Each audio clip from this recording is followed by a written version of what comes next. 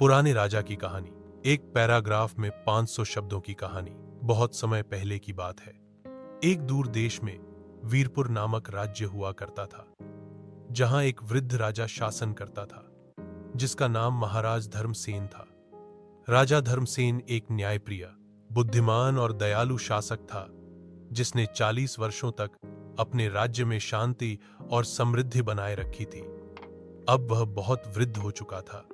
उसका शरीर झुका हुआ था, आंखें धुंधली हो गई थीं और उसके सिर के बाल सफेद बर्फ जैसे हो चुके थे। उसे इस बात की चिंता सताने लगी थी कि उसके बाद राजगद्दी कौन संभालेगा, क्योंकि उसका एकमात्र पुत्र युद्ध में मारा गया था और वह निःसंतान रह गया था। एक दिन उसने सभा बुलाई और घोषणा की कि वह राज्य का उत्तराधिकारी जनता में से किसी ऐसे व्यक्ति को बनाएगा जो सबसे ईमानदार, बुद्धिमान और दयालु हो। यह सुनकर पूरे राज्य में खलबली मच गई। किसान, कारीगर, व्यापारी, साधु सभी दरबार में आने लगे। हर कोई स्वयं को योग्य सिद्ध करना चाहता था। राजा ने सबसे पहले एक परीक्षा ली।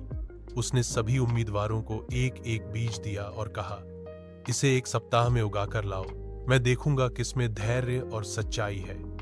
सभी लोग बीज लेकर चले गए और हफ्ते भर बाद सुंदर सुंदर पौधे लेकर दरबार में लौटे। मगर एक युवक नाम था अर्जुन खाली गमला लेकर आया और शर्मिंदा होकर बोला, महाराज, मैंने इसे पानी दिया, धूप में रखा, मगर बीज उगा ही नहीं। राजा मुस्कुराया और सिंहासन से उठकर बोला, यही मेरा उत्तराधिकारी है। दरबार में सन्नाटा छा गया।